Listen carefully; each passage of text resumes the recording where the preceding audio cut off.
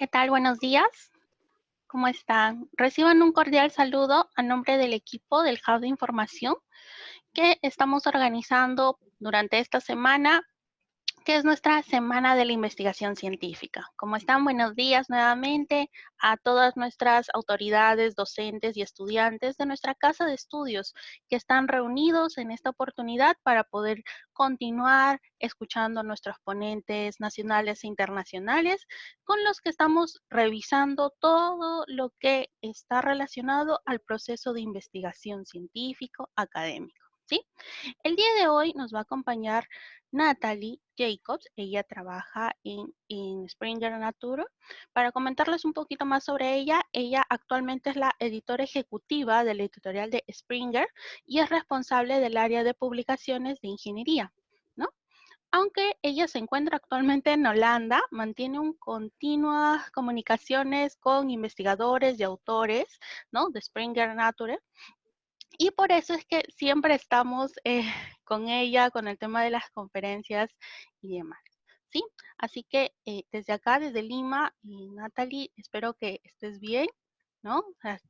Que llegue hasta Holanda. Y antes de darle ya paso a Natalie, siempre unas indicaciones para desarrollar nuestra ponencia sin ningún inconveniente, ¿sí? Cualquier duda, consulta que tengan para Natalie, vamos a dejar un formulario para que ahí coloquen nada más su nombre y la consulta que tengan. Todas estas consultas serán atendidas al final, en la ronda de preguntas, ¿sí? De igual forma, esta sesión está siendo grabada y cualquier material también que se comparta las vamos a enviar por correo. Por eso es necesario que completen el formulario de asistencia que también se va a compartir. Sin nada más que agregar, doy pase a la ponente de hoy, Natalie, que nos va a presentar con su ponencia cómo escribir un artículo científico. Buenos días, Natalie, o buenas noches para ti por allá. Sí, casi, casi. Son las 5 de la tarde. Ah, vamos por ahí. Yeah. Muchas gracias por la introducción, Margarita. Muy bien, pues buenos días a todos. Es un placer estar con ustedes y bueno, como Margarita ya dijo antes, yo me encuentro en Holanda y aquí ya se está haciendo de noche, así que espero que me podáis ver bien así con la luz. Como ya digo, es un placer estar con ustedes y bueno, yo llevo trabajando en la empresa de Springer Nature 20 años. Y en estos 20 años he visto lo que hay que hacer y lo que no hay que hacer. Y entonces, con estos 20 años de experiencia, quisiera explicaros un poco de cómo escribir un artículo científico y qué hay que tener en cuenta a la hora de escribir un artículo. Entonces, cuando ustedes empiezan a escribir, tienen que tener en cuenta que su objetivo no es solamente publicar. Ustedes quieren que personas en su campo científico lean su artículo. Ese es su objetivo más importante, que su artículo sea leído. Entonces, durante este webinario vamos a hablar primero sobre la estructura de un manuscrito. Hablaremos sobre estrategias eficaces para publicar y de cómo mandar un manuscrito a una revista. Y como ya han dicho, después de yo haber acabado, me podéis hacer todas las preguntas que queréis. Y también os voy a dar mi dirección de email por si me queréis contactar después, ya sea el mes que viene o el año que viene o tal vez dentro de 5 años, no importa. Siempre me podéis contactar con cualquier pregunta que tengáis. Será un placer ayudaros. Muy bien, pues la pregunta clave de este webinario es ¿por qué quiere publicar? Tal vez conocen la expresión en inglés que dice publish or perish. O bien publicas o lo que estás haciendo es que no vale para nada. Y cada uno tiene así sus razones para publicar. Tal vez quiere realizar su aportación a la ciencia o quiere replantear o revisar una determinada materia o tema, reconocimiento tal vez, o para avanzar en la carrera profesional. En muchos institutos o en muchas universidades, en muchos países, requieren una cantidad mínima de publicaciones antes de poder avanzar en la carrera. A veces hasta para hacer la tesis quieren que tengas una cantidad mínima de publicaciones. Eso ya depende de cada universidad y de cada país. También puede ser por disponibilidad de presupuesto. Habréis oído hablar del publicar con acceso abierto y para ello también necesitas un presupuesto para poder pagarlo. Después también hablaremos un poco de ello. Y también decir que hay mucha gente que publica porque sencillamente les encanta, les gusta, vamos, les encanta escribir. Deciros que tengo autores que tienen más de 80 años y siguen escribiendo. Es increíble. Pues a la pregunta de por qué quiere publicar, le sigue otra pregunta clave, que es ¿por qué publicar en inglés? Pues es el idioma internacional de la ciencia. Aquí os he puesto unas fotos de una así llamado poster session en una conferencia. Y también si vais a una conferencia internacional, el idioma va a ser en inglés. Otros científicos, si has preparado un póster en este caso, otros científicos quieren saber lo que has hecho. Entonces hablas en inglés para explicárselos. Y bueno, otros científicos quieren saber de los científicos hispanohablantes.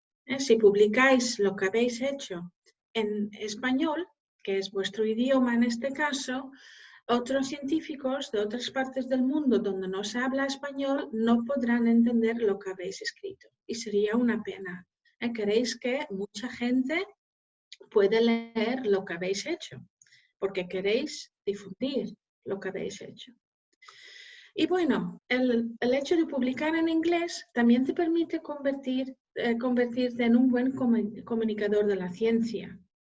Y tu número de publicaciones en revistas con un así llamado impact factor, un factor de impacto, que en la mayoría son revistas que publican en inglés, está conectado al avance de su carrera profesional. Asimismo, te facilita colaboraciones internacionales. Si sigues publicando en español, pues bien puede ser que quieres hacer algo con alguien de una universidad aquí en Holanda, por ejemplo, o en Inglaterra, pero si no se puede escribir en inglés, pues no podéis hacer esa colaboración.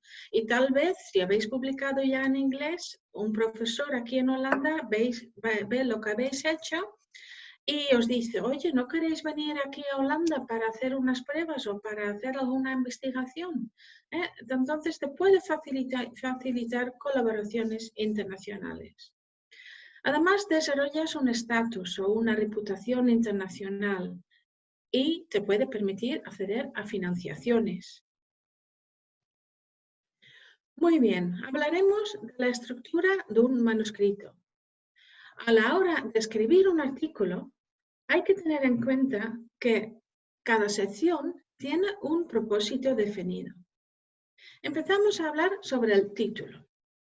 El título debe identificar el tema principal o el mensaje del artículo. Tiene que atraer lectores. Nosotros aquí dentro de la empresa siempre decimos que el título tiene que ser sexy. Pues si el título es sexy, atrae lectores. Y tiene que ser corto. Cuanto más corto, mejor. Después del título le sigue el resumen o el abstract. Y esa es la parte más leída del artículo. ¿Y por qué es la parte más leída del artículo? Porque es la parte que normalmente se puede acceder en línea de forma gratuita. Y después, con esa parte, con ese resumen, intentas convencer a la gente de bajar el artículo entero, de descargarlo. Y el resumen pues no debe incluir información que no esté en el artículo, porque si ahí incluyes información que no está en el artículo, estarías engañando al lector, porque quieres convencer al lector a leer tu artículo y si después ha descargado tu artículo y lo ha leído y ve que has mencionado cosas en el resumen que no están en el artículo, pues se van a sentir engañados. Entonces, eso sí, hay que tenerlo siempre en cuenta. Y el resumen nunca incluye referencias. El título Y el resumen y las palabras claves tienen que ser sencillos y concretos para facilitar su búsqueda y clasificación. Y para las palabras clave, me gustaría daros también un consejo. Las palabras claves es muy importante que sean de una o más palabras. Suponemos en este caso que queréis publicar un artículo sobre robótica, pero dentro de la robótica hay muchas clasificaciones. Hay, por ejemplo, robótica social. Si tu artículo es sobre robótica social, no pongas solamente robótica, porque entonces la gente, si busca por robótica, va a encontrar miles de artículos. Si es sobre robótica social, ya vas a limitar la cantidad de artículos que la gente se va a encontrar. Entonces, aumentas el chance de que la gente vaya a encontrar tu artículo en, por ejemplo, Google. Entonces, es importante que seas muy concreto con las palabras clave. Muy bien, pues entonces seguimos con el texto principal. Y con el texto principal os he puesto una abreviación inglesa que se llama IMRAD. Porque yo vi durante estos años que he estado dando estos webinarios que el IMRAD también se puede usar en español. Porque la I está ahí para la introducción, la M para el método, la R para los resultados, la A en este caso se cambiaría para la Y la discusión, IMRAD. Si os acordáis, para el texto principal de esta abreviación nunca os podréis confundir. Entonces, en el texto principal siempre se pone la introducción, el método, el resultado y la discusión final. Ahí se pone qué pregunta o problema fue estudiado, cómo se estudió el problema, qué se encontró y qué significan o aportan los resultados. Después ya sigue la conclusión y referencias que siempre son necesarias y el agradecimiento y material de soporte que son opcionales.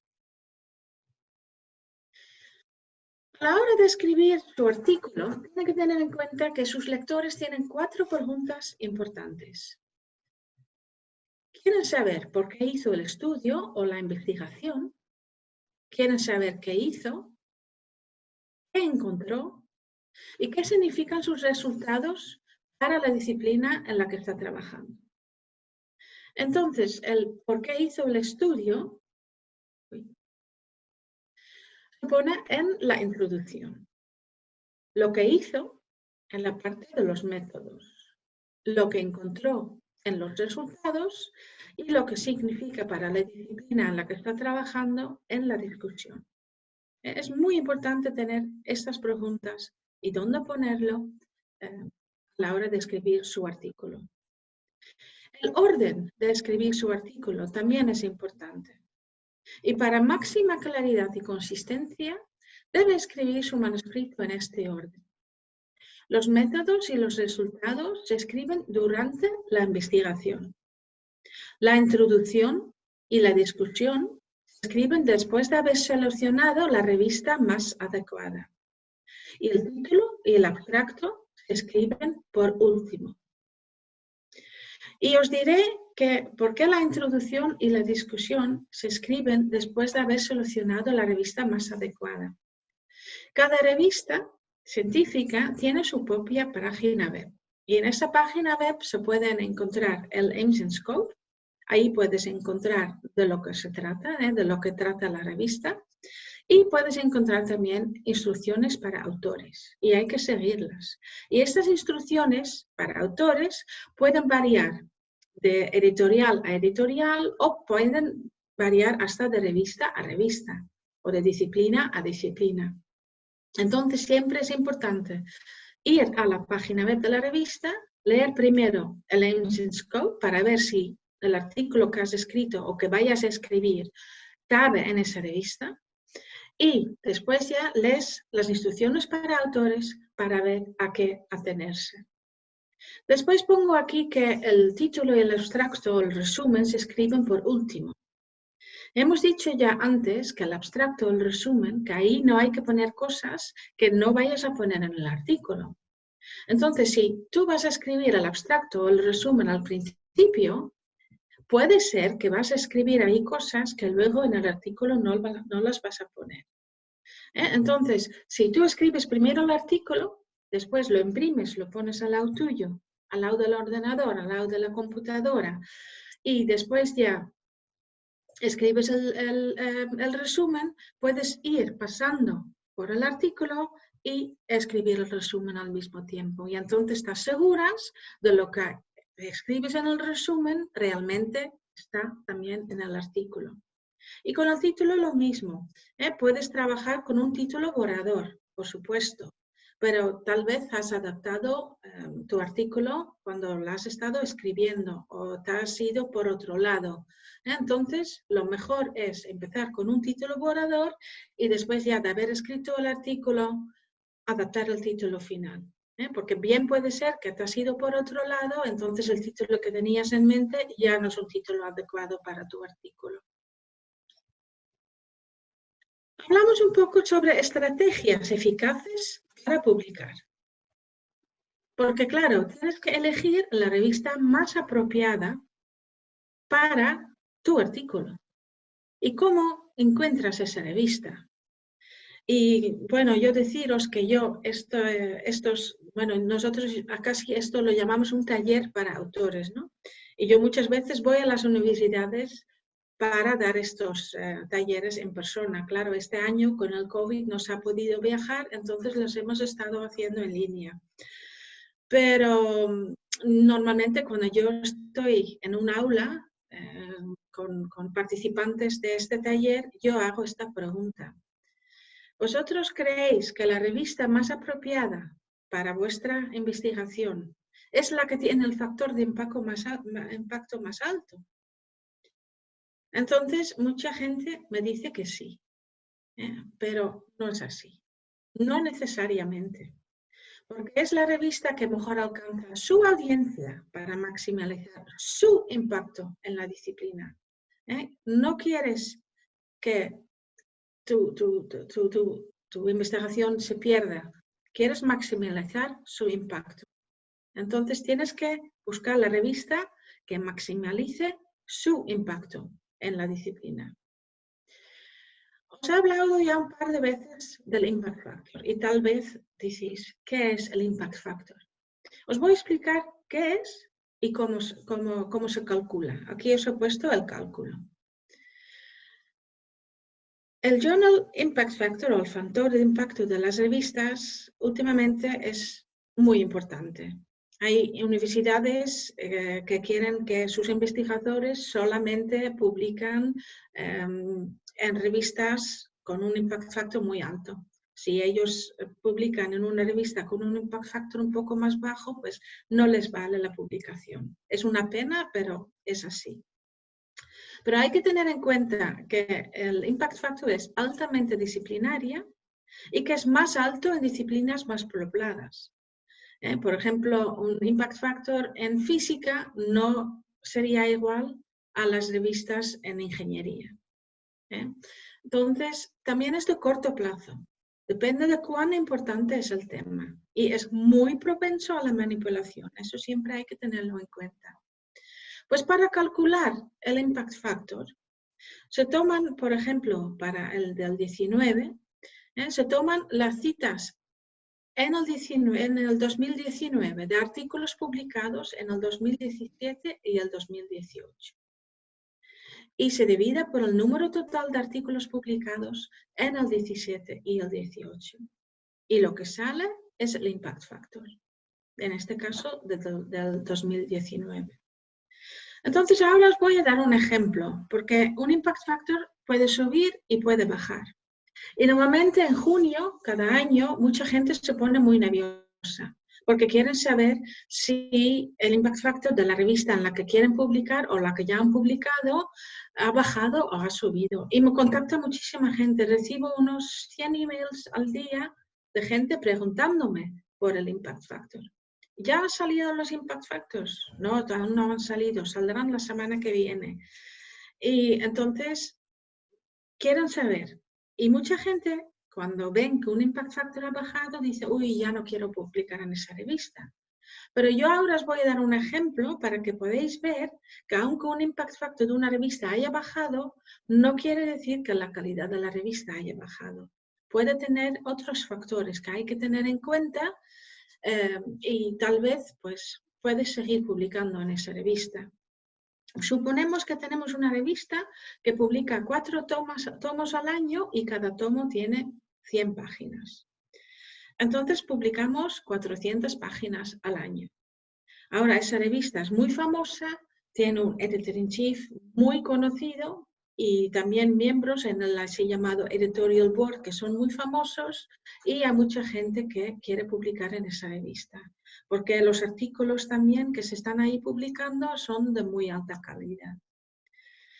Entonces, la revista es famosa, el editor-in-chief es famoso, muy buena calidad y la revista está recibiendo muchos artículos. Y la calidad de esos artículos es muy buena. Entonces, no se pueden rechazar esos artículos. En este caso, podemos hacer dos cosas. Porque una cosa que aún no he mencionado, pero que también es muy importante últimamente, es la velocidad de la publicación. La gente necesita una cierta cantidad de publicaciones al año, entonces quieren una publicación rápida. Hay mucha gente que también me contacta y me dice, oye, ¿cuánto se tarda en tomar una primera decisión? Y si es demasiado, no mandan su artículo a esa revista. Entonces, en este caso ahora estamos recibiendo más artículos y los vamos a aceptar porque los artículos son muy buenos. En este caso podemos hacer dos cosas, porque tenemos 4 tomos de 100 páginas. Si mantenemos esos 4 tomos de 100 páginas, entonces vamos a alargar el proceso de publicación, porque vamos a publicar más artículos, pero solamente tenemos 400 páginas al año.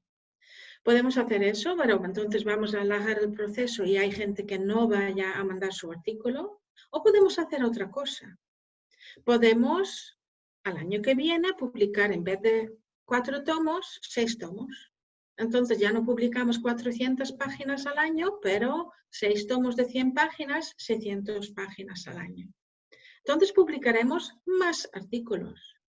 Ahora, por favor, mirar otra vez a la calculación del factor de impacto. Vemos que las citas de artículos publicados se dividen por el número total de artículos publicados. Entonces, lo que va a pasar seguramente en este caso, el impact factor va a bajar. Porque hemos publicado más artículos, entonces el impact factor va a bajar. Pero en este caso no es porque la calidad de la revista ha bajado.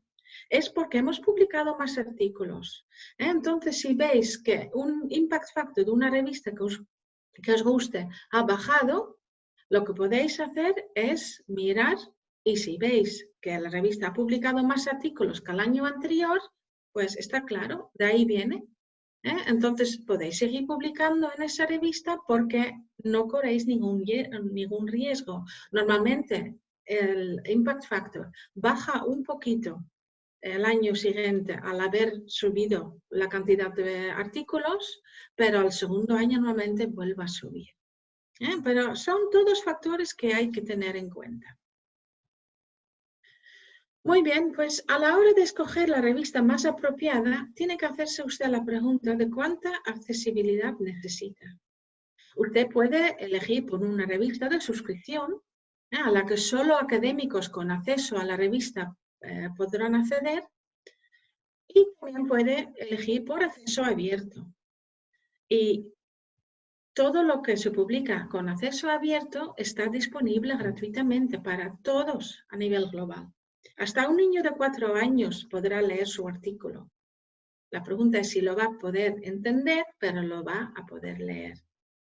Entonces, os voy a explicar también un poco la diferencia entre suscripción y acceso abierto. Una revista de suscripción es una revista que, por ejemplo, su biblioteca, la biblioteca de su universidad, a la que tienen una suscripción y ustedes de la Universidad Continental podrán acceder a todos esos artículos de esa revista. Una revista de acceso abierto, ahí es al revés. Ahí no es la biblioteca el que paga por el acceso, por poder leer los artículos de la revista, pero ahí son los escritores, los científicos los que pagan. Y normalmente no son los científicos mismos los que pagan, normalmente hay fondos, tal vez de algún instituto o de algún país, o por ejemplo aquí en Europa de la Unión Europea.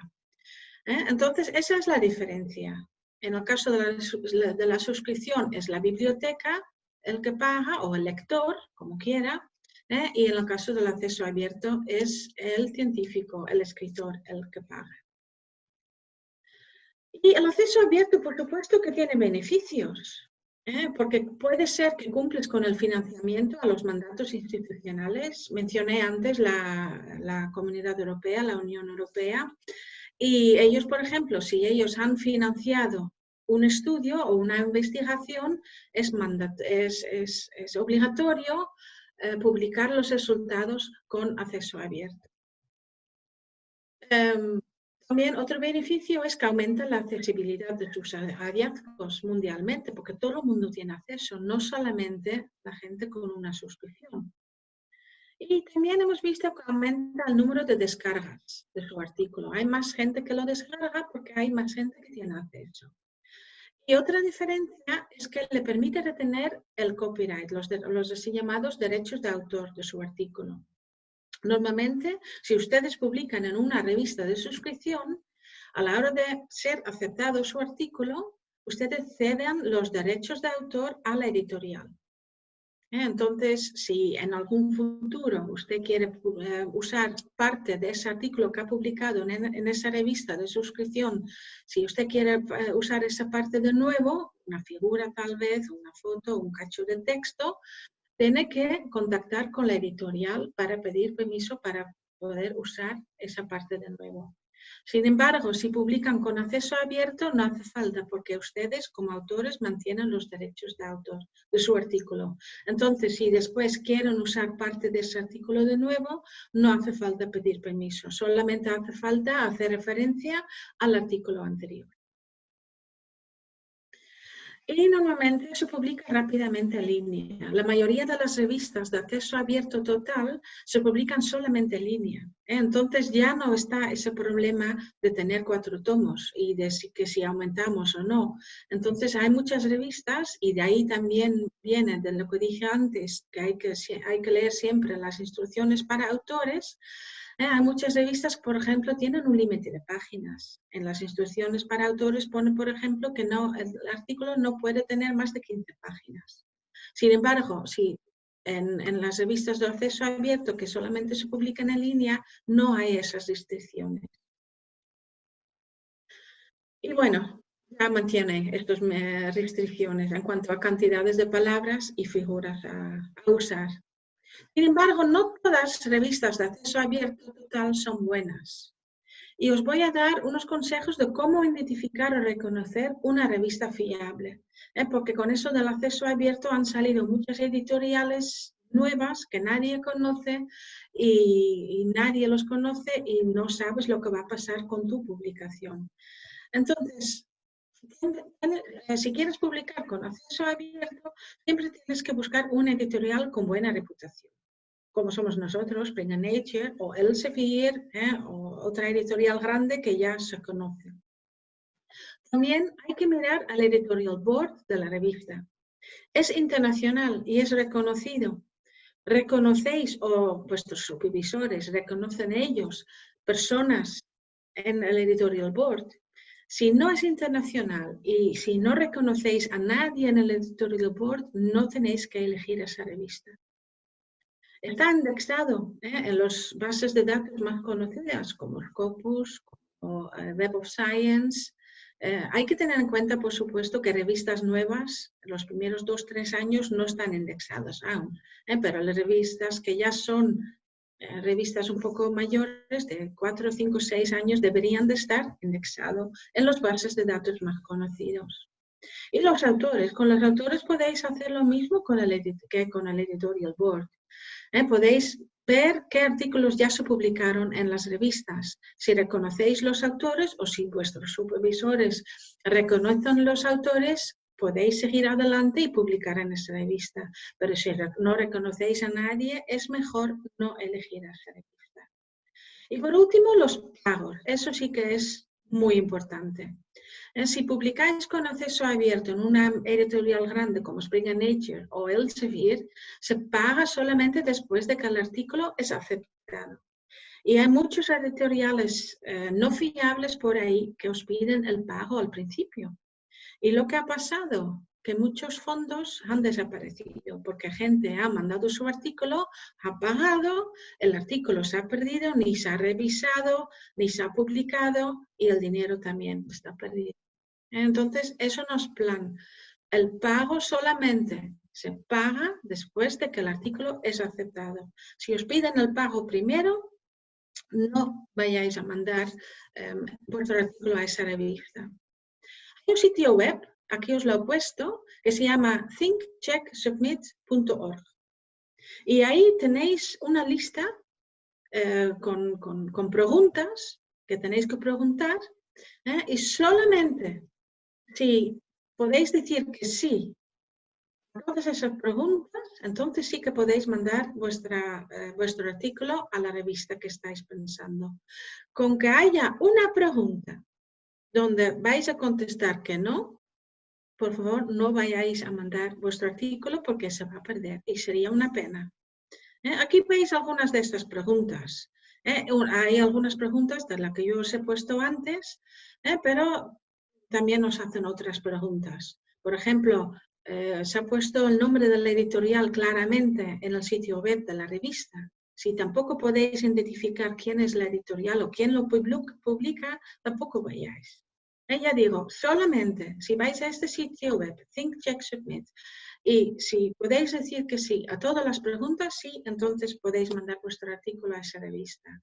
Si hay solamente una pregunta donde decís que no, entonces por favor no mandéis el artículo a esa revista que estabais pensando. Dentro de Springer Nature tenemos una herramienta, yo muchas veces lo llamo juguete porque se puede un poco jugar con ello, pero tenemos una herramienta que se llama Journal Suggester. Y aquí os he puesto el sitio web donde lo podéis encontrar y esa herramienta os puede ayudar a encontrar la revista más adecuada para vuestra publicación. Podéis poner allí el título que tenéis en mente y, por ejemplo, el abstracto o el resumen. Y también, si queréis, podéis añadir la disciplina en la que estáis trabajando. Entonces, si habéis puesto toda esa información ahí, esa herramienta os va a buscar automáticamente la revista más adecuada para vuestra publicación. Y bien puede ser que la herramienta os da una revista o os da 3. Pero es muy útil y hemos oído de gente que lo ha usado que les ha gustado mucho, les ha ayudado mucho. Muy bien, pues si habéis encontrado la revista más apropiada para vuestra publicación y si vuestro artículo está bien estructurado, como he explicado antes, entonces estáis listos para mandar el artículo a la revista. Y ahora entonces vamos a hablar de cómo mandar su artículo a una revista. Porque ustedes a la hora de mandar vuestro artículo a una revista quieren dar una buena primera impresión a los editores de la revista. Porque hay que tener en cuenta que los editores están muy ocupados. Normalmente, aparte de ser editor para la revista, puede ser que son profesores en la universidad o a veces son jefes de departamento. Entonces tampoco hay que abusar de su tiempo. Entonces siempre es bueno preparar una carta de presentación.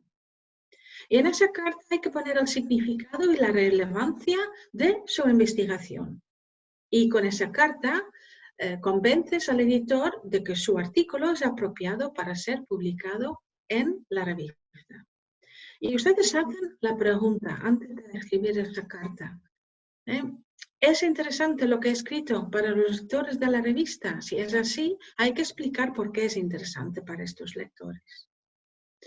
Entonces, de nuevo, quisiera referir a la página web de las revistas. Antes de mandar su artículo y antes de escribir esta carta, lea primero las instrucciones y el emission scope. Las instrucciones para autores y el emission scope para que el editor pueda ver que ustedes hayan leído de qué trata la revista. Por ejemplo, si hay una revista que, por ejemplo, tiene como título materiales y después de haber leído el emission scope ves que solamente se trata de madera y tú has escrito un artículo sobre metal, entonces no puedes mandar tu artículo aunque sea el título de la revista materiales en general. Si ves, después de haber leído el emission scope de que solamente se trata de madera, si vas a mandar tu artículo sobre metal, te lo van a rechazar a la primera y sería una pena y una decepción. Entonces, es de suma importancia leer siempre primero el emission scope y las instrucciones para autores. Porque también, como dije antes, si hay una revista que te pide no más de 16 páginas y vas a mandar 19, también te lo van a rechazar. Y es una pena, porque tal vez si hubieras adoptado el artículo a las 16 páginas, el artículo hubiera sido aceptado. Y también te tienes que hacer la pregunta, ¿está escrito de forma clara y concisa? Cuando escribes un artículo, no uses demasiadas comas, por ejemplo. No hagas las frases demasiado largas. Siempre usar frases cortas. Tiene que ser claro y conciso. ¿Y qué hay que incluir en una carta de presentación? Normalmente, más o menos, es una página. Vas a introducir al manuscrito. Pones ahí el título del manuscrito y el tipo de artículo que hayas escrito. Vas a explicar también por qué el estudio es importante. Incluyes antecedentes y el problema de investigación y el objetivo. Incluyes lo que encontraste, el diseño del estudio y uno o dos descubrimientos clave. Y explicas por qué es apropiado para la revista. Incluyes las conclusiones y explicas por qué es interesante para los lectores de la revista. También puedes incluir información adicional. Puedes incluir o excluir revisores.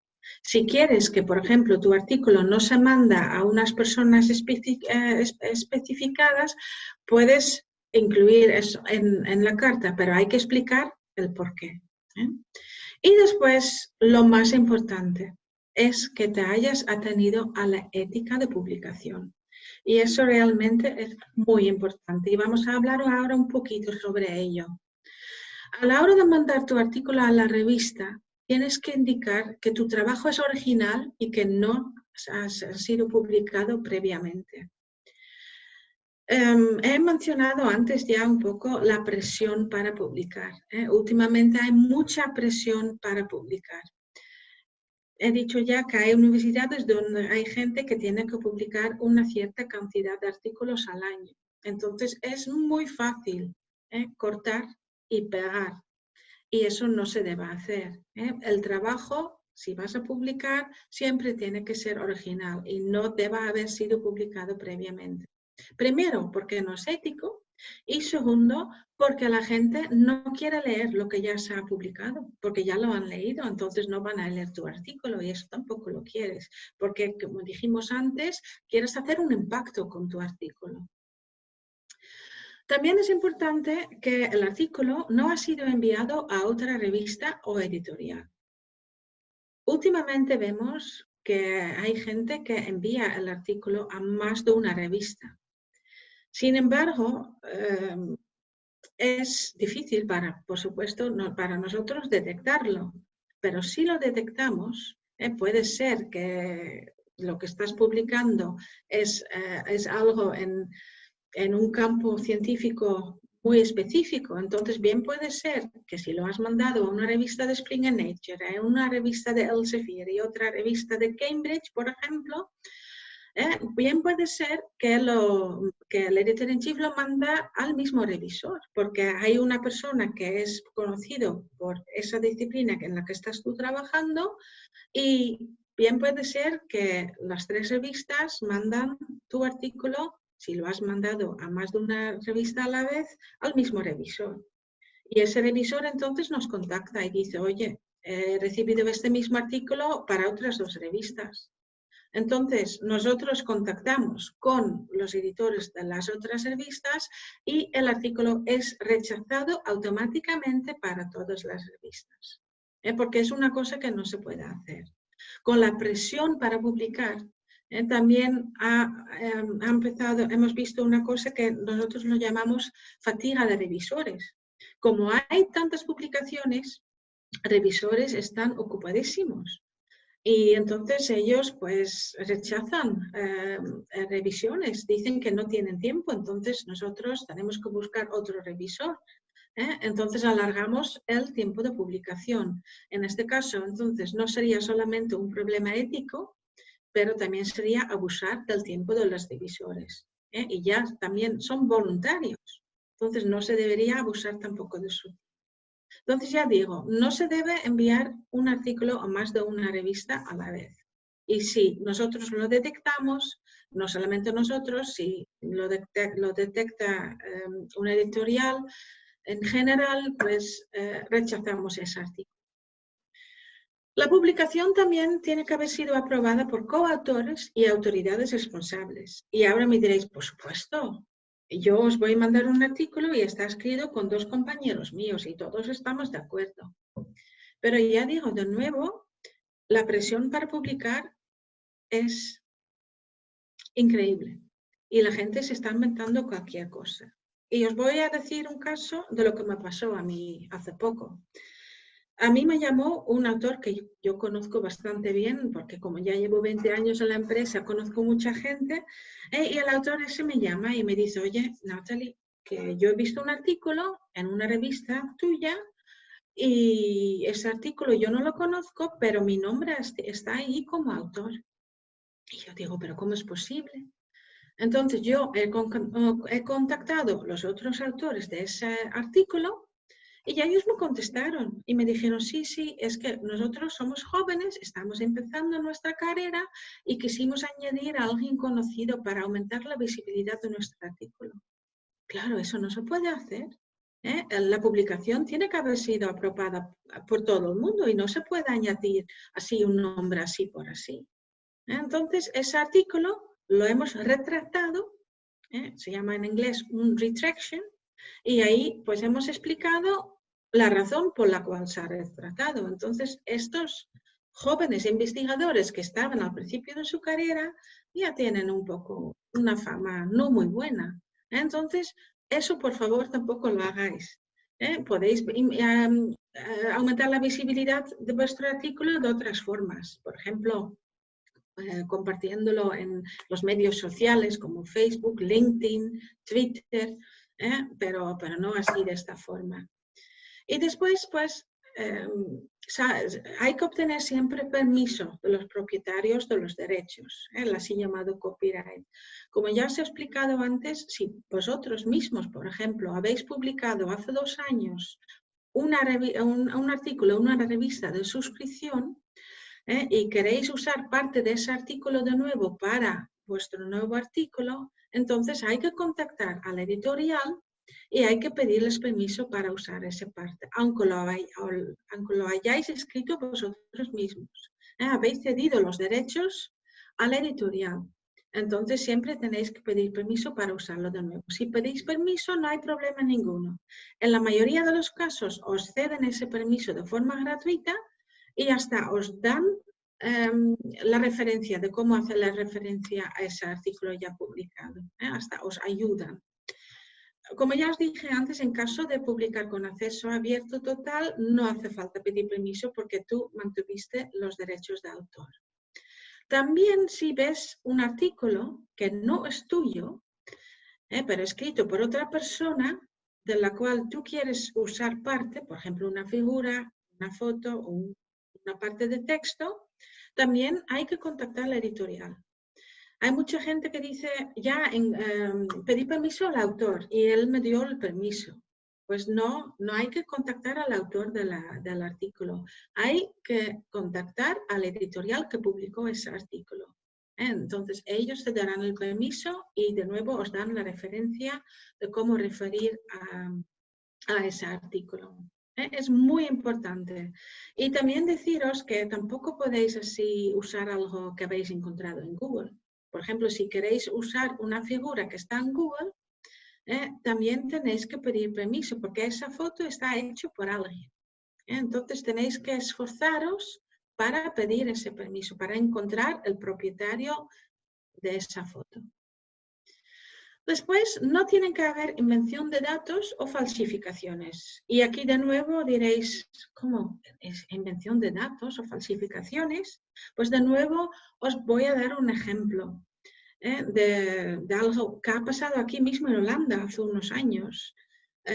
Había un profesor en psiquiatría que había publicado unos libros.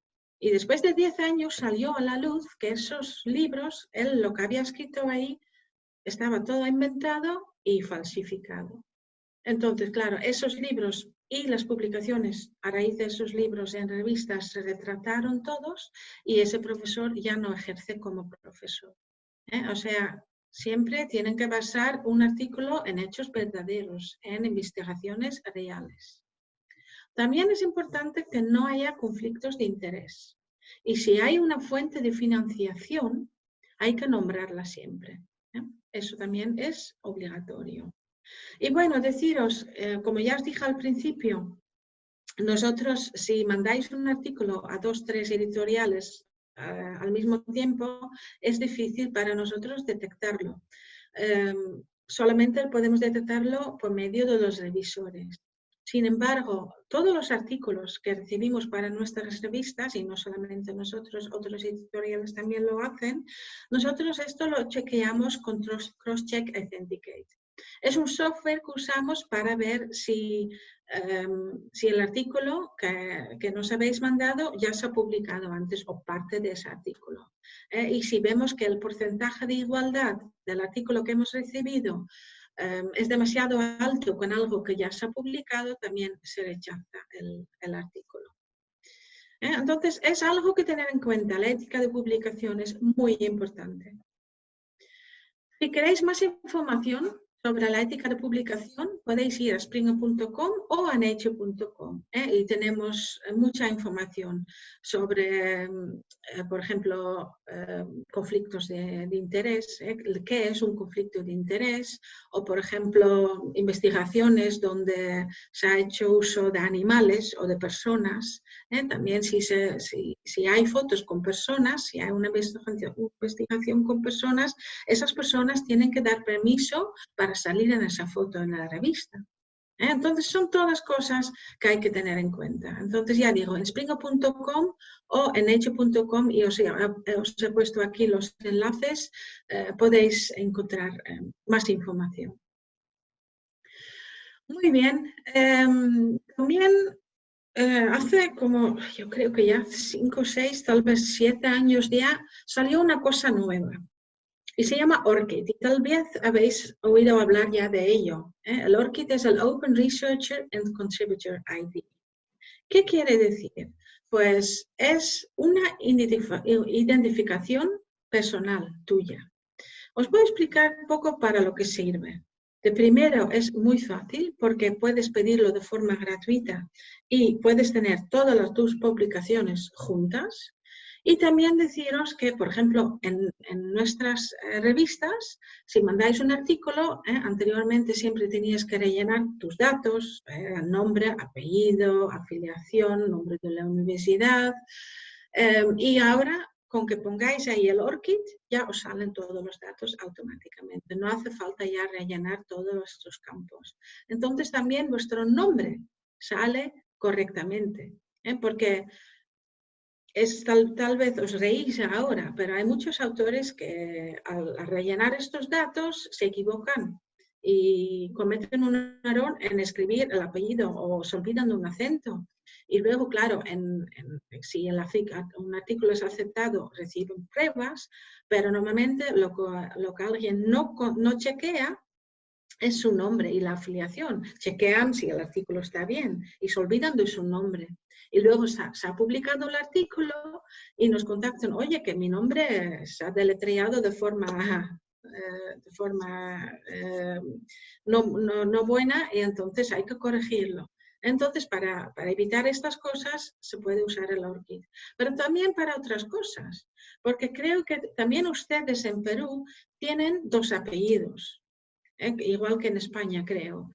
Entonces, por ejemplo, podéis elegir cuando empezáis a escribir, podéis elegir, voy a usar un apellido, voy a usar 2 apellidos, o por ejemplo, si me llamo Sánchez García, tal vez digo Almudena es García o Almudena Sánchez G. Entonces puedes elegir. Entonces, a veces la gente, pues una vez usa 2 apellidos, otras veces una, y yo antes siempre decía que hay que ser consecuente. Si empiezas a escribir con un apellido, sigues escribiendo con un apellido. Si empiezas con 2 apellidos, sigues con 2 apellidos. Pero con tu ORCID, siempre te salen todas tus publicaciones, las hayas publicado con un apellido o con 2, te salen todas ahí. Y tal vez también hay muchos Sánchez. Con el ORCID también la gente lo puede encontrar de forma muy rápida. Aquí en Holanda tenemos otro problema, vosotros tenéis seguramente lo de los 2 apellidos. Aquí en Holanda tenemos, las mujeres al menos, otro problema, porque aquí la mujer en general cuando se casa, en la mayoría de los casos obtiene el apellido del marido. Entonces, si una mujer empieza a publicar aquí en Holanda con su apellido de soltera y después de haberse casado empieza a publicar con su apellido de casada, entonces de su marido, entonces no, si quiere buscar sus publicaciones, tal vez no le salen todos. Sin embargo, si usa el ORCID, le salen siempre todas sus publicaciones. Entonces, ya digo, es gratuito, se puede pedir y es muy fácil y además también a la hora de mandar tus artículos a una revista te facilita el trabajo, porque pones el ORCID y ya te salen todos sus datos. No hace falta ya que rellenes tus datos tú mismo. Muy bien, pues si has convencido al editor de la revista que su manuscrito es apropiado, empieza la revisión a pares. Y nada, es un proceso positivo. Mucha gente le teme. Con este dibujo lo he intentado explicar un poco. Pero hay mucha gente que dice, ay madre, la revisión por pares, ay, ¿qué me van a decir? Hay que tener en cuenta que la revisión por pares, hay expertos dan consejos de cómo mejorar su estudio o manuscrito. Ellos lo leen y dicen, si hacen esto o esto, entonces será un poco más fácil comprender lo que han hecho.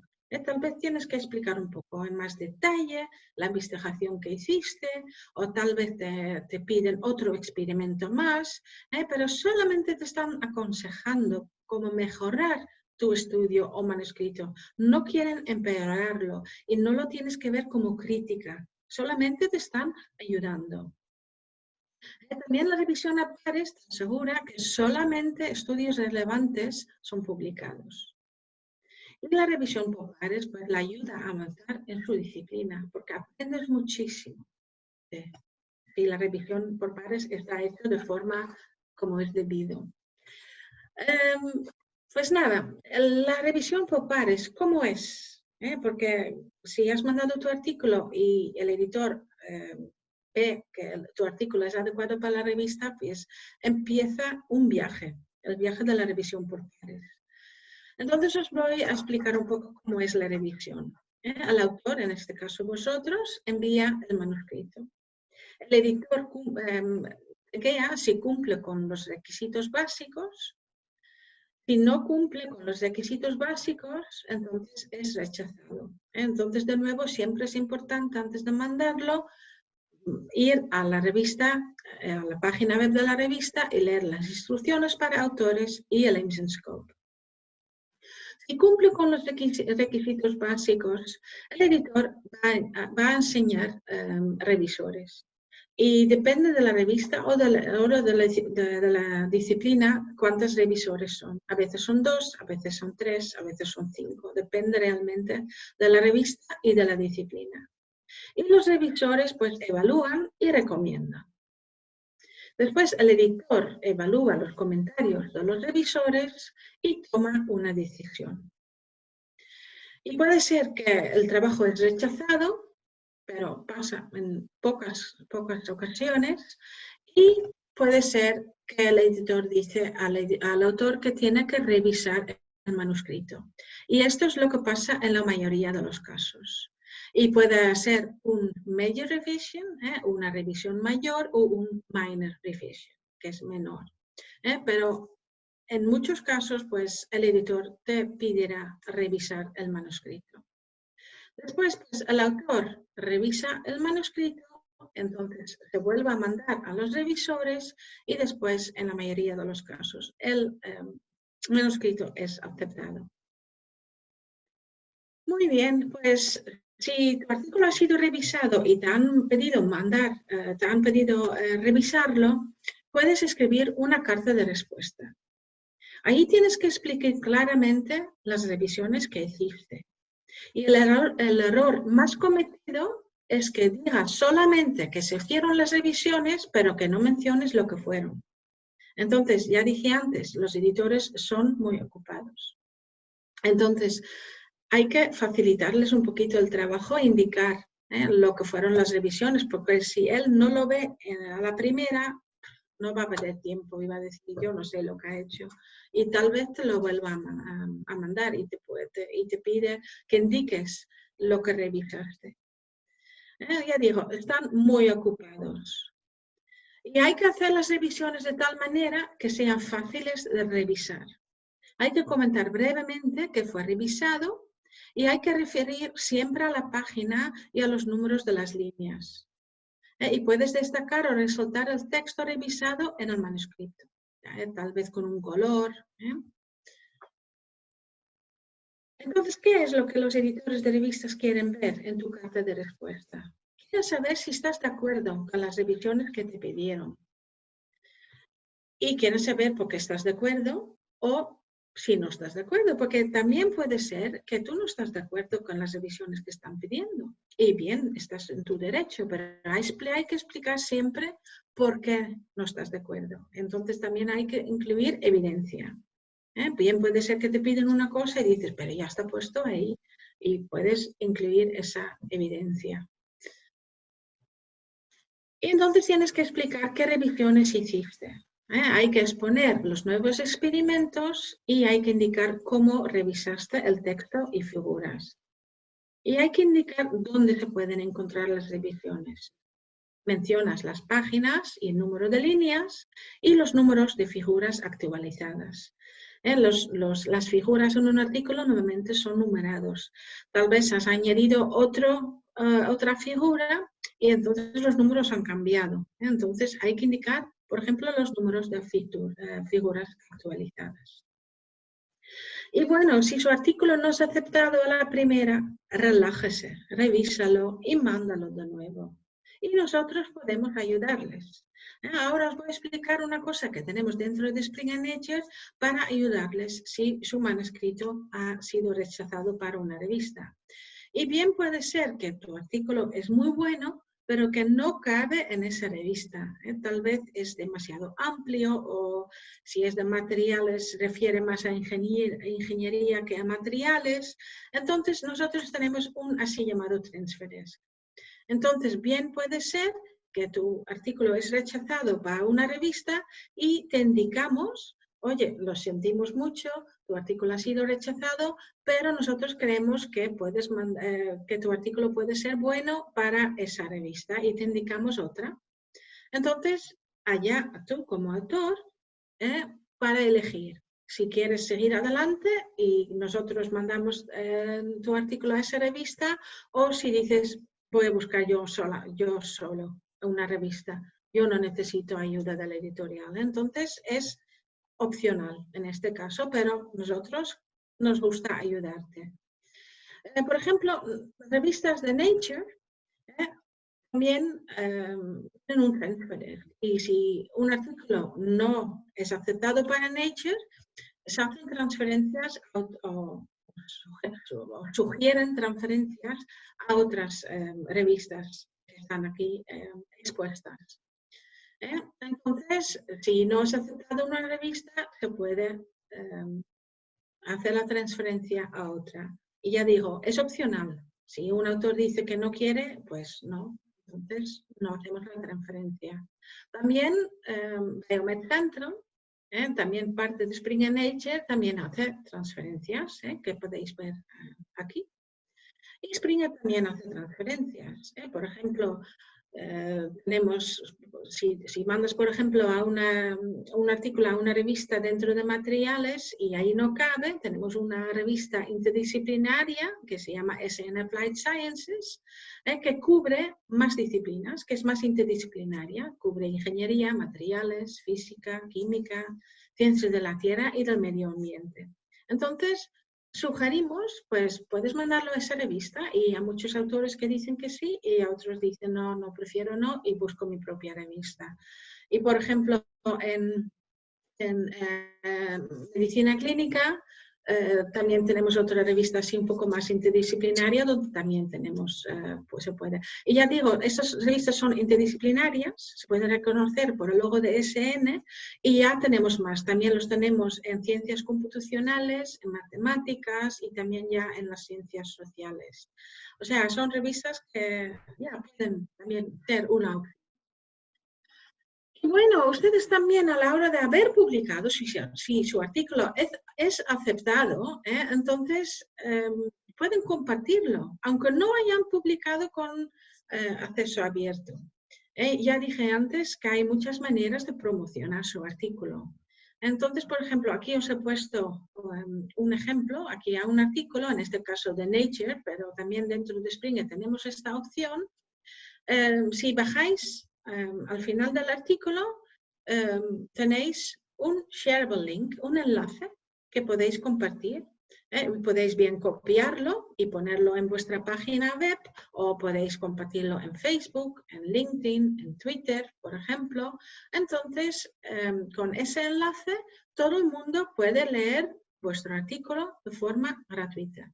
Pueden leerlo y si nuestros sistemas reconocen que tienen una suscripción a la revista, asimismo pueden descargarlo. Sin embargo, si no tienen una suscripción, pueden leer el artículo entero, pero no pueden descargarlo, pero pueden leerlo. Entonces, con esto ya pueden aumentar muchísimo la visibilidad de su artículo. Y ya digo, no espera hasta que la gente lo encuentre. También puedes presentar tu artículo en conferencias. En las conferencias puedes interaccionar con otros en tu campo, hablas con el público objetivo, puedes hablar de tu artículo. Además, tu artículo te puede ayudar a establecer nuevas colaboraciones, porque la gente puede comentar durante la conferencia sobre tu artículo. Y lo puede, como ya dije antes en la página anterior, puedes promocionarlo también en los medios sociales. Se llama Content Sharing. Y ya digo, es un servicio único de Springer Nature. Solamente lo tenemos nosotros y ya digo, la gente puede leer todo el artículo de forma gratuita. Y tú estás promocionando tu artículo y también puedes hacerlo con un artículo que no es tuyo. Si tú crees que has leído un artículo muy interesante y crees que puede ser interesante para tus compañeros, puedes compartirlo en Twitter con este enlace. Entonces, es un servicio muy bueno. Ya digo, no requiere acceso abierto y el texto completo está disponible para leer en línea. Y está disponible para la mayoría de nuestras revistas. Aquí también lo podéis ver. Además, en vuestros artículos también podéis ver cuántas referencias y cuántas veces haya citado. Y hemos visto que este servicio que estamos ofreciendo está aumentando las citas. Muy bien, pues estamos terminando ya. No me falta una parte solamente y que es la publicación de un libro. Porque la gente siempre habla de publicar en revistas, pero tampoco hay que olvidar los libros, porque los libros también se siguen usando y también es de importancia pues, seguir publicando libros. Y claro, entonces, una idea, ¿no? Tienes, pues debería yo publicar un libro sobre ese tema, pero ¿dónde empiezo? Pues yo normalmente parte de mi trabajo es ir a conferencias por todo el mundo, en mi disciplina, en la disciplina en la que yo estoy trabajando. Claro, este año no, pero si tú estás en esa conferencia, normalmente estamos ahí con un puesto, con libros y revistas, y os podéis acercar, y podemos hablar de vuestra idea, y entonces yo cuando llegue de vuelta a la oficina os mandaré un formulario. Pero claro, ahora no hay conferencias porque por lo de COVID nadie puede viajar. Entonces lo que podéis hacer es ir a nuestra página web. Podéis ir a springernature.com o podéis ir a springer.com, a nature.com. Entonces podéis ir ahí y buscar vuestra disciplina. Y después ya de haber seleccionado vuestra disciplina, podéis ver contactos, personas de contacto. Entonces, si habéis elegido vuestra disciplina y habéis ido a las personas de contacto, os salen todos los editores que están trabajando en esa disciplina. Os salen los editores de todo el mundo, porque nuestra empresa tiene oficinas en más de 50 países. Entonces, bien puede ser que queréis trabajar con alguien que está ubicado en Latinoamérica, por ejemplo, o bien preferís trabajar con alguien en Holanda. Entonces podéis elegir lo que sea más fácil para vosotros. Entonces, salimos también con foto. Entonces, si no os gusta la foto de una persona, pues no la elegís, ¿no? Muy bien, pues bien, nos hemos conocido en una conferencia o nos habéis contactado por la página web, siempre os mandaremos un formulario que tenéis que completar. Tenéis que poner ahí el título que tenéis en mente para el libro, tenéis que dar una descripción del libro que tenéis en mente, hay que incluir una tabla de contenidos o al menos un avance, el currículum, y podéis darnos nombres de posibles revisores, porque también para libros hay revisión a pares, tanto para la propuesta como para el manuscrito final. Y bueno, los nombres de los revisores, pues a poder ser internacionales. Hay que indicar también qué tipo de libro quiere publicar. Tenemos una monografía, por ejemplo, que normalmente está escrito por 1, 2 o 3 personas. Tenemos un libro de texto que normalmente también tiene ejercicios y soluciones porque se usan para las clases. También se puede hacer una coedición. Bien puede ser que habéis publicado ya un libro en español, en Perú, por ejemplo, y ahora queréis publicarlo en inglés. Entonces, lo que podéis hacer es mandarnos este formulario con los datos de contacto de la editorial donde habéis publicado la versión en español. Entonces, nosotros podemos contactar con la editorial y pedirles permiso para publicar en inglés. Porque normalmente aquí, de nuevo, hayáis cedido los derechos a la editorial y también para traducciones. Entonces, si hemos obtenido el permiso de la editorial, nosotros podemos publicar la versión en inglés. También podéis publicar un Springer Brief. Y un Springer Brief es algo nuevo, relativamente nuevo. Ya existe como hace 6, 7 años también, pero es relativamente nuevo y es algo que solamente lo hay dentro de Springer. Y un Springer Brief no es un libro y no es un artículo para una revista. Un Springer Brief es algo entre medias. Bien puede ser que habéis escrito un artículo para una revista y habéis terminado con un artículo de 100 páginas. Claro, es demasiado para mandarlo a una revista y no es suficiente para un libro. Entonces, antes, ese manuscrito que habéis escrito acababa en el cajón del escritorio. Sin embargo, en este caso, lo podéis publicar como Springer Brief, porque un Springer Brief normalmente tiene entre 50 y 120 páginas. Entonces, es una opción muy buena y a mucha gente le ha gustado mucho, porque es demasiado para una revista y no es suficiente para un libro. Y después también tenemos proceedings, las actas de conferencia, y normalmente, menos para los proceedings, habría que indicar un capítulo a título de ejemplo. Y ya digo, se hace el mismo proceso de revisión a pares para un libro. Y nada, pues ya digo, estoy terminando. tenemos tutoriales para autores y para revisores y los tenemos en castellano o en español. Aquí también os he puesto el enlace para encontrar estos tutoriales. Y, por ejemplo, hay tutoriales para redacción de un manuscrito de revista, presentación de un manuscrito de revista, revisión por pares, escribir en inglés, cómo hacer una revisión por pares, acceso abierto. Y bueno, después de haber hecho este tutorial, pues hasta os dan un certificado y son gratuitos. O sea, ahí está el enlace y si queréis, pues podéis hacer estos tutoriales. Muy bien, pues como han dicho antes, ahora si quieren me pueden hacer las preguntas que quieren. Si no tienen tiempo ya, si se tienen que ir, aquí está mi dirección de email. También me pueden contactar cuando quieran. También he puesto aquí unos enlaces de Facebook, LinkedIn y Twitter. También nos pueden seguir ahí. Ahí también siempre ponemos muchísima información sobre distintas disciplinas y nuevos productos, cursos, tutoriales también. Ya digo, me podéis contactar ahora, mañana, dentro de un año, dentro de 5 años. Yo siempre estaré con mucho gusto ahí para ayudarles con las preguntas que tengáis. Muchísimas gracias. ¿Cómo estás? Gracias, Natalie. La verdad ha sido una ponencia muy completa. Creo que hemos abordado bastante el tema de cómo escribir un artículo, cómo presentarlo.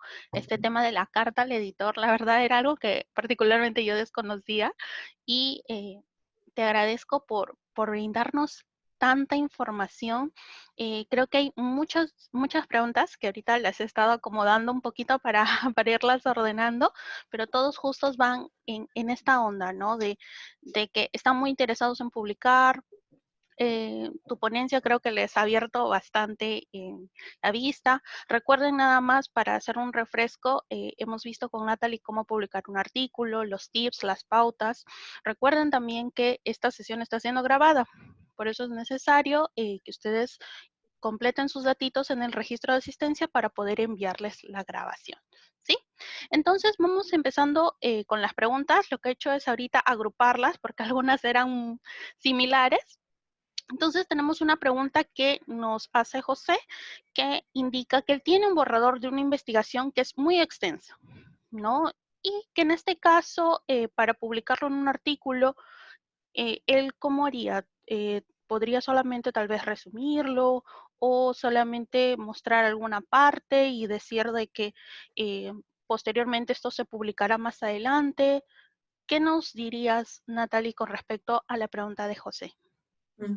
Pues depende de lo que se trata. Siempre, como ya he dicho antes, hay que leer las instrucciones para autores. Y si hay un límite de páginas, hay que atenerse al límite de páginas. Lo que puede hacer es bien abreviarlo un poco o puede dividir también el artículo en partes. Puede tener el título parte 1, parte 2, parte 3. También es una opción. Puede también chequear de antemano con el editor si la revista acepta artículos que están divididos en partes. Yo en mis revistas las he visto. Hay artículos que se publican con parte 1, parte 2 y hasta parte 3. O sea, esa sería una opción y después también lo podría publicar tal vez como review article.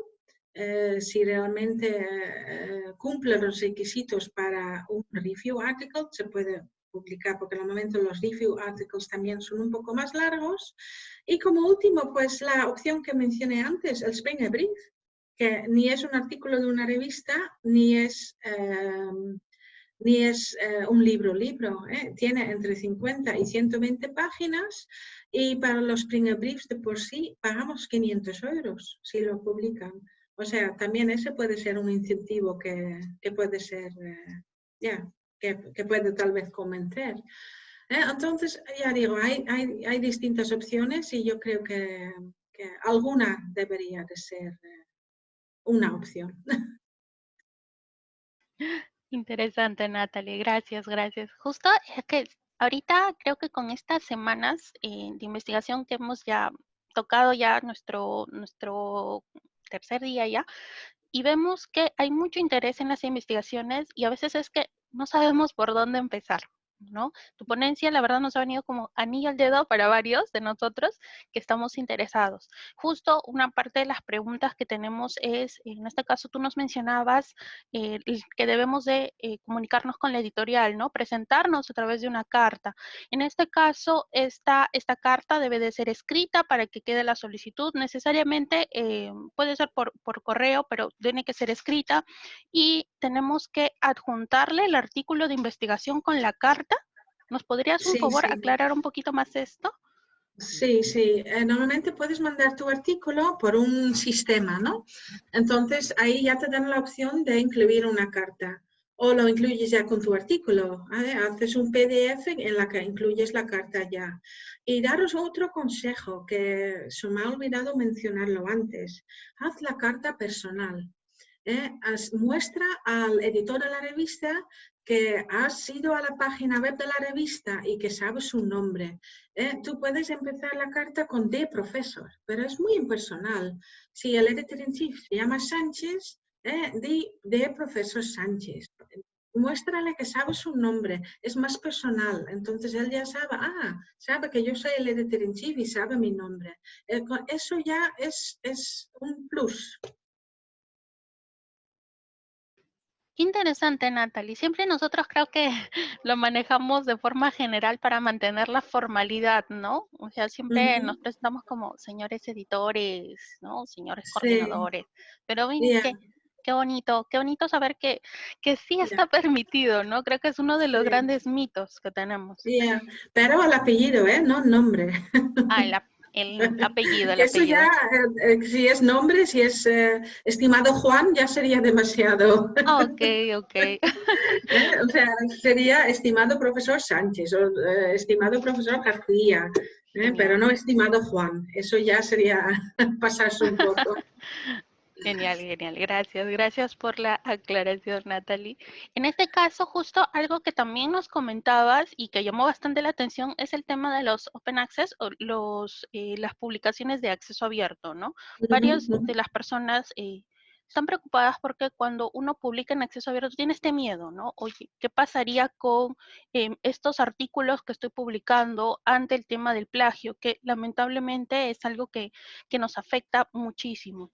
Entonces, Sí. se puede publicar en acceso abierto un resumen de la investigación y en suscripción completa toda la investigación. Esto es válido y también justo con acceso abierto, otra pregunta es, ¿y cómo es el tratamiento con la protección de los derechos de autor para estos artículos? Pues lo mismo, si vamos a ver, normalmente si es una revista de suscripción hay que contactar al editorial, ¿no? Después, los artículos de acceso abierto tienen diferentes licencias y depende de la licencia, qué pasa con los derechos de autor. Tienes acceso abierto verde, tienes oro, hay distintos y se llama Common License y tienes distintos licenses.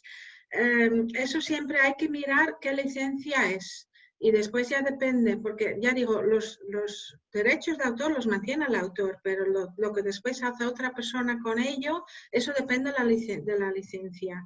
Lo que sí tienen que hacer en todos los casos es hacer referencia al artículo y a la publicación anterior si usan algo de ello. Hay mucha gente que ni siquiera hace referencia, eso está terminantemente prohibido. Pero en muchos casos también, depende de la licencia, hay que contactar al autor en este caso para pedirle también permiso para usarlo de nuevo. Pero ya digo, depende de la licencia y cada editorial tiene sus licencias. Algunos tienen oro, otros tienen verdes, unos son más limitados. Eso hay que... También tenemos en springanedge.com tenemos una página con información sobre acceso abierto. Ahí pueden encontrar más información más en detalle. Gracias, Nandani. Vemos que el tema del acceso abierto, nuevamente, rompemos los mitos, ¿no? Rompemos los mitos y incentivamos siempre que las personas publiquen. Ahora, algo bastante importante es saber cuáles son los errores más frecuentes de los autores cuando envían un manuscrito, en parte a tu experiencia, todo lo que has visto, ¿cuáles podrías decirnos para no caer justo en estos errores? Sí, pues el primero, no haber leído el Aims and Scope ni las instrucciones para autores. Eso los editores lo ven como una falta de respeto. Si mandas un artículo sobre un cierto tema que no cabe en la revista, que la revista trata de otra cosa, entonces esos editores están decepcionados, están un poco enfadados y lo ven como una falta de respeto. Ellos esperan de una persona que vaya a mandar un artículo a su revista que hayan ido a la página web, hayan leído en Aims and Scope y se hayan asegurado de que el artículo que han escrito es adecuado para esa revista. A veces recibimos unos artículos que decimos, pero ¿por qué lo han mandado a nuestra revista? Seguramente es de nuevo por la presión que hay para publicar. Y lo mandan a más de una revista a la vez, que no está permitido, y lo mandan a revistas que ni siquiera son aptos para esa investigación. Entonces, de nuevo, hay que chequear siempre la página web de la revista, leer el Aims and Scope y leer las instrucciones para autores. Ese es el error que se comete mucho. Y las instrucciones de autores, ya digo, pueden variar de revista a revista, de editorial a editorial y de disciplina a disciplina. Hasta las referencias a veces se pueden escribir de otra forma, de una revista a otra. Entonces, si tú te has atenido a las instrucciones para autores, el editor estará muy feliz. Pero si el editor ve, pues no ha leído las instrucciones porque me ha mandado un artículo de 20 páginas, mientras que yo en las instrucciones pone que no puede tener más de 10, o se trata de otro tema que no es apto para la revista, entonces es un error que se comete bastante, desafortunadamente. Genial. Creo que el tip más importante o lo que nos llevamos en la presentación, primero, identificar dónde vamos a publicar y también conocer cómo es justamente lo que nos has dicho, ¿no? ¿Qué indica el editor? ¿No? La cantidad de hojitas, tal vez el tipo de letra, también la referencia que se va a manejar, ¿no? Ahí, dependiendo de la especialidad, manejan diferentes estilos de citación, diferentes estilos de referencia, ¿no? Nosotros como biblioteca siempre buscamos, realizamos capacitaciones para tal vez algunos estudiantes, docentes, para que justamente conozcan, ¿no? Cómo citar, cómo referenciar. Así que, nuevamente, por si, esto es un punto de verdad bastante importante. A veces no nos damos el tiempo, pero el tema de las referencias y las citas es un tema básico para iniciar la investigación, ¿sí? Ahora, justo entrando a este tema de las citas, tengo una pregunta, ¿no? Que indica, hay revistas que piden al autor, ¿no? Que cite a la misma revista en su manuscrito. ¿Eso es ético, Natalie, según tu punto, según lo que has visto? No se debe. Si eso pasa, por favor, contacta al editor de la revista. En la página web de la revista está siempre el editor-in-chief, el editorial board y están las personas como yo, que somos el publishing editor de la revista. Si os piden eso, por favor, contactarnos y decírnoslo, porque no es ético y no se puede hacer. Eso es manipulación del impact factor y no se puede hacer.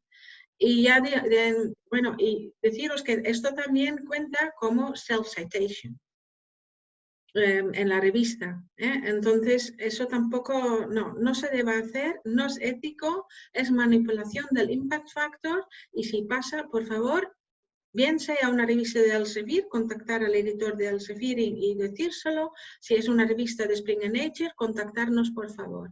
Porque nosotros no siempre vemos lo que el editor pide a los autores y no nos damos cuenta, pero queremos saberlo. Porque si esto pasa, no puede pasar, no es ético, no deberían preguntarlo.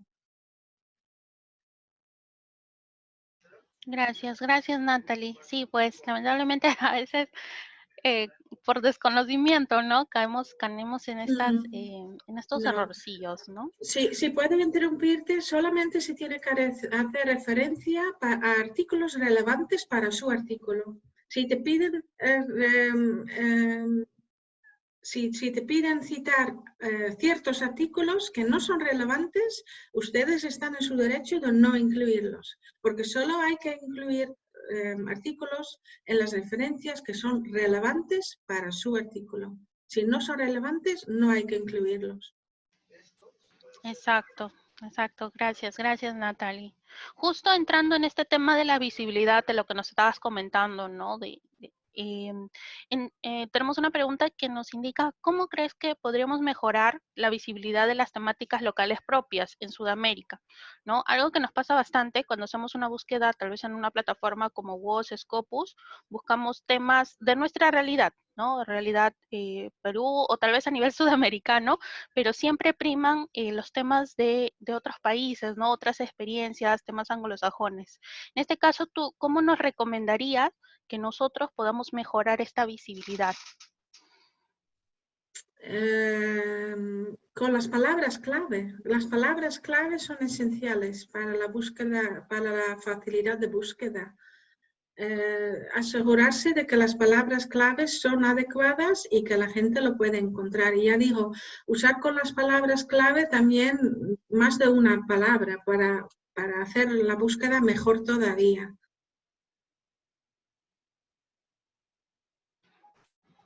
Genial, genial. Ahora, justo algo que también está dentro de nuestras preguntas es, en este caso, cuando nos mencionaba justo el tema de, de revisores por pares, ¿no? Y ¿Mm? es cierto, ¿no? Cuando nos dicen, vamos a revisar tu artículo o este va a pasar por un jurado, nos dicen, ¿no? Por un comité, como que nos entra miedo. En tu experiencia, ¿cómo uno puede prepararse y calificarnos? O sea, ¿cómo prepararnos tal vez para lo que viene, ¿no? Porque como también lo indicaste en la presentación, a veces no somos muy receptivos a las críticas, ¿no? Ujú. Entonces, de acuerdo a tu experiencia, por ejemplo, en Springer, ¿cómo alguien que quiere publicar y va a pasar por este proceso se prepara? Pues primero diría hacer el tutorial que os mencioné antes. Hay un tutorial en nuestra página web sobre la revisión a pares, donde te dan más información, van más en detalle, ¿no? Entonces te prepara para, como tú dices, lo que va a venir. Pero, como ya dije, es un proceso positivo. La gente solamente quiere ayudarte a mejorar tu artículo. Y si te preguntan revisar una cosa, es para mejorarlo, no para empeorarlo. Y bueno, vosotros como yo, nosotros aquí en Holanda hablamos holandés. Y si yo tengo que escribir en inglés, pues a veces no me siento muy segura porque no es mi idioma, me pasa también con el español. Yo sé que durante esta presentación también he cometido errores, he dicho son cuando tenía que decir está. Entonces ustedes tienen lo mismo con el inglés, lo tengo yo, lo tienen ustedes. También prepararse con un inglés escrito bueno, no tener errores gramaticales, porque eso también influye. El inglés el revisor, el inglés lo tiene que comprender. Si no lo comprende, no lo va a poder revisar. Entonces, deciros que tal vez habéis estado en una conferencia donde habéis encontrado un profesor americano o inglés, un inglés nativo, y tal vez pues podéis contactar a esa persona y decirles, oye, ¿os gustaría revisar mi inglés un poco? Ayudarme, he escrito este artículo, ¿te importaría revisar? Y en la parte de los agradecimientos del artículo podéis darle las gracias a esa persona por haberte revisado el inglés. Y tal vez esa persona viene a una conferencia en Perú dentro de 3 años y te pide a ti otro favor. También hay servicios profesionales que te pueden ayudar con el inglés, también los tenemos nosotros, los puedes encontrar en nuestra página web, pero claro, son de pago. Pero yo creo que si conoces a alguien que hable inglés o que tiene conocimientos de un inglés así muy alto, pues sería un gusto para esa persona ayudarte. Y con eso ya te preparas también. Porque, claro, a veces los revisores son un poco negativos, ¿no? Dicen, hay que revisar el inglés. Entonces, si tú ya lo has revisado de antemano, ya estás bien preparado. Y ya digo, las críticas no son críticas negativas, son positivas, solamente son para mejorar tu artículo. Y puede ser que un revisor tampoco hable el inglés de forma muy buena. Entonces puede ser que lees el comentario del revisor y dices, lo podía haber escrito de otra forma. Pero también hay que tener en cuenta que ese revisor tampoco es su idioma nativo y que también intenta solamente explicar que hay que hacer algo y tal vez no de la forma más adecuada, pero eso también hay que tenerlo en cuenta. Pero hay que verlo de forma positiva, eso es lo mejor. Gracias, de verdad, Natalie. Siempre hemos tenido este miedo para publicar, tener el miedo, pero como lo has dicho, ¿no? Creo que superamos el miedo cuando lo hacemos, ¿no? Y como tú dices, siempre hay que ver, no esto como una crítica, como que es algo personal, es siempre buscarlo como la mejora continua que te hacemos, ¿no? Y sobre todo también, ¿no? Como una autocrítica, conocer nuestros puntos, porque a veces sí, todos nos dicen que estamos bien, pues nunca vamos a mejorar del todo. Entonces, de verdad, Natalie, me quedo encantada con tu presentación. Discúlpame, sé que nos hemos pasado muchísimo del tiempo. No, tranquilos, tranquilos. Aquí estoy para ayudaros con lo que sea. Sí, gracias, de verdad. De parte de todo el equipo del Hub de Información, déjame darte nuevamente las gracias. Desde acá, desde Lima, desde Huancayo, desde Cusco, que todos estamos conectados, te enviamos unas fuertes palmas virtuales, unos fuertes aplausos, de verdad. Y de verdad, particularmente me siento bastante emocionada porque tu ponencia ha sido una de las que ha sido bastante completa, ¿no? Hemos abarcado bastante y me siento muy satisfecha. No sé si quisieras dejarnos algunas palabras, comentarios finales. Sí, pues mira, esta vez lo hemos hecho así, de forma virtual, y bueno, espero poder dar una presentación como estas en persona algún día, en Perú, en Lima. Me encantaría visitar vuestra universidad, vuestro país y conoceros en persona. Y nada, de nuevo, cualquier duda que tengáis, aquí estamos para ayudaros y no dudéis en contactarnos para cualquier pregunta. Muchísimas Gracias. gracias por la atención. Gracias, Natalie, gracias. Y con esta presentación, con estas últimas palabras de Natalie, estamos cerrando la ponencia de hoy, que ha tratado, como hemos visto, de todo el tema de cómo publicar. ¿Sí? Cómo publicar un artículo, cómo publicar un libro. Igual forma, recuerden, si se han registrado en el formulario, les vamos a enviar la grabación de esta sesión y cualquier material que se haya comentado el día de hoy, ¿sí? Y aprovecho también para comentarles, continuando con la semana de investigación científica, el día lunes vamos a tener 2 presentaciones. La primera a cargo de Mireia Guardingo, también. Ella es especialista en este caso en Web of Science y va a hablar sobre los criterios de evaluación y selección de revistas justo en esta plataforma, ¿sí? Esto va a ser el lunes a las 10:30. Y en la tarde, lunes en la tarde, vamos a tener la búsqueda de información científica en esta plataforma, pero a cargo ahora de Susana Meneses, también de la Casa de Web of Science. Esperamos que estas sesiones sean bastante de su agrado. No se olviden seguirnos en nuestras redes y los esperamos en la siguiente sesión. Que tengan un bonito fin de semana. Cuídense. Gracias, Natalie. Un abrazo. Chao. Gracias a todos. Chao.